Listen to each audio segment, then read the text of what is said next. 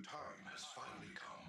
As the Nexus project begins, we embark on the greatest scientific experiment in the long history of our people. And if we are successful, then we will have achieved what others have only dreamed of. We will have altered the destiny, not just of the Elden, but of the universe itself. I am very pleased with the progress that we have made on the Elderroot initiative. It has long been known to us that plants of a certain age and size develop a primitive awareness of their surroundings, but we have amplified the awareness exponentially. Put simply, we are creating a sentient tree. What secrets will it reveal when at last it speaks? Creating sentience from primal life is an important aspect of the Elderroot initiative. By constructing these primal infusers, I have been able to create a stable physiological matrix around an advanced power core, resulting in an organism that is created from pure energy.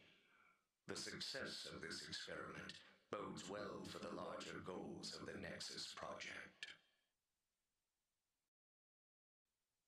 Although the Elderroot initiative should be counted a resounding success, there have been unforeseen side effects. A large amount of excess primal energy is radiating from some of the tree's roots, resulting in small mutations of the subterranean wildlife. Over time, this situation could become increasingly worse. My exploration of this cave system has revealed a hive of voracious subterranean parasites located in close proximity to the primary root system of the Elderroot Initiative's test subject. Although they do not currently pose a threat, in time it could become a very serious issue. We must carefully monitor these pests and exterminate them if necessary.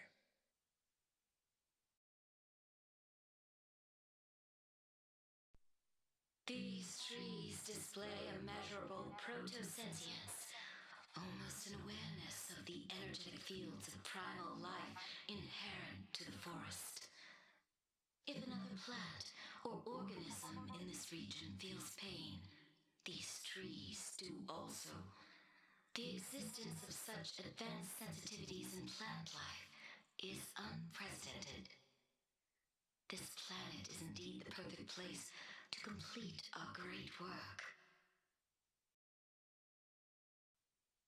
These large hybrid humanoids have evolved an extrasensory perception of the forest's collective life force, resulting in altruistic behaviors focused on protecting it from harm. Their size and strength, as well as their aggression when provoked, make them formidable guardians.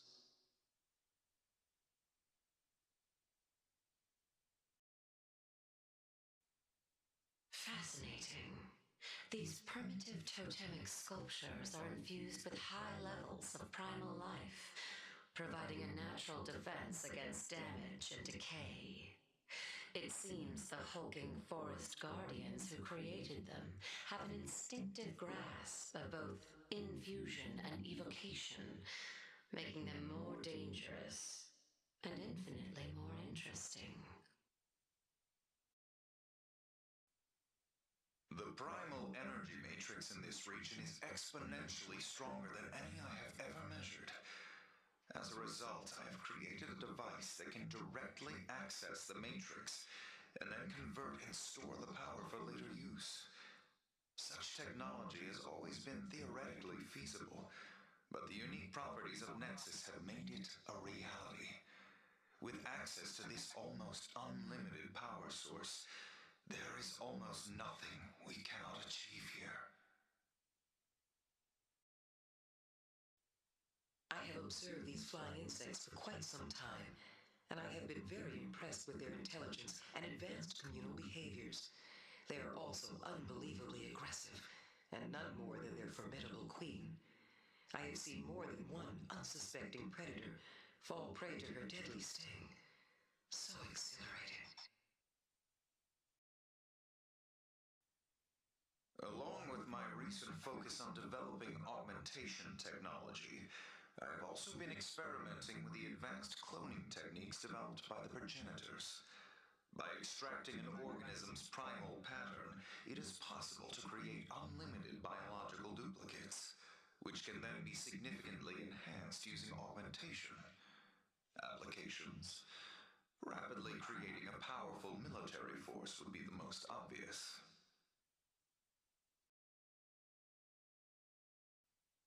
This facility has been constructed solely for the purpose of producing and storing omniplasm, the nanite-infused liquid that makes augmentation technology possible.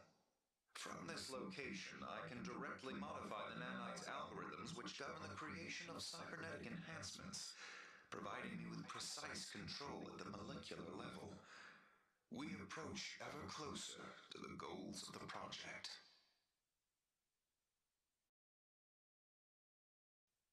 The caretaker construct created by the makers is extremely impressive, but my observations into its creation have revealed what may be a serious design flaw.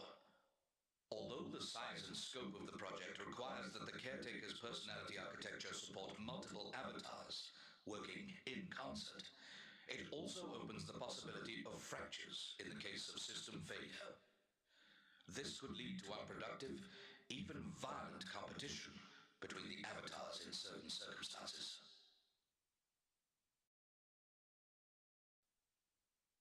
The incomparable purity of primal plasmas on Nexus creates a number of interesting possibilities. By harnessing the power of these often volatile substances, I have created a working prototype of the plasmatic cannon.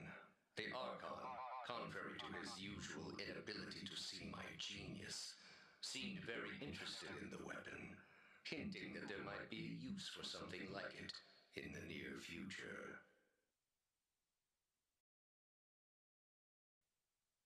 I have walked through this forest for hours and stopped to collect my thoughts. There are times when I envy these trees, whose sole purpose is to thrive and grow in the small space allotted to them.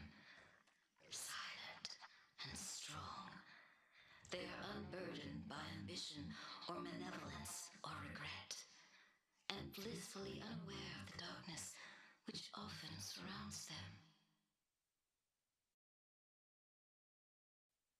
This forest is truly impressive. I must admit that even with the powerful tools at my command, it would be difficult to create such a beautiful environment. That being said, one must not forget the dangers that exist here, the many vicious creatures on the hunt for prey. Being enthralled by such savage beauty could surely lead to disaster. My readings indicate a pure source of primal life within this forest, leading to the tree that now floats above me. What a fascinating specimen. In all of my long life, I have never observed an organism so purely infused with primal power. I must take a closer look. What further secrets will it reveal?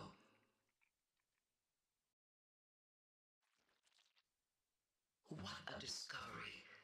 The beauty and complexity of this tree's interior is amazing, almost as if the tree itself created a space for others to explore and experience.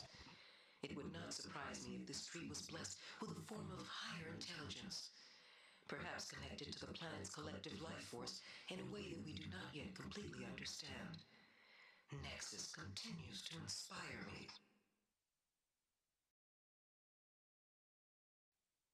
I have completed my survey of the OS1 city. Although I cannot deny their formidableness, there is an oppressive weight to their architecture, which makes it difficult to endure for long. Sometimes I fear that the progenitors may have been too successful in their creation. Standing in the shadows of these massive walls, I feel a sense of undeniable foreboding.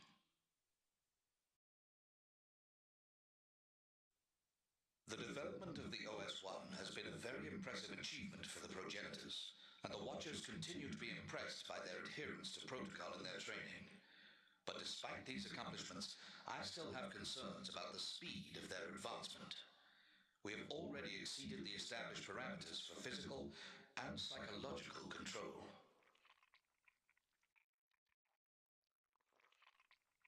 These Moodies have become so much more interesting since I re-engineered them. With their new skills in necromantic evocation, they are able to reanimate their dead as well as the corpses of local creatures. Some of my colleagues consider this modification both grisly and unnecessary. Perhaps I will improve upon them next.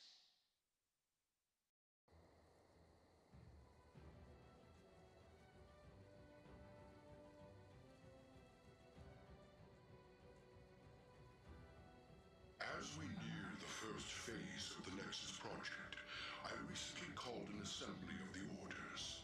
I thought that it was important to once again convey the gravity of what we are trying to accomplish here. I told them that this is no longer about science or technology. Our work on this planet is something greater.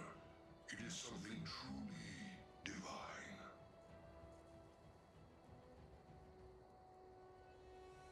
My recent studies on this planet have reminded me of the relative fragility of biological life. Prone to mutation, degradation, and disease, it is a wonder that life has proliferated throughout the galaxy. Of course, we now have the power to cure disease and correct harmful mutations in any organism. And if we are successful here on Nexus, we will never have to worry about such trivialities again.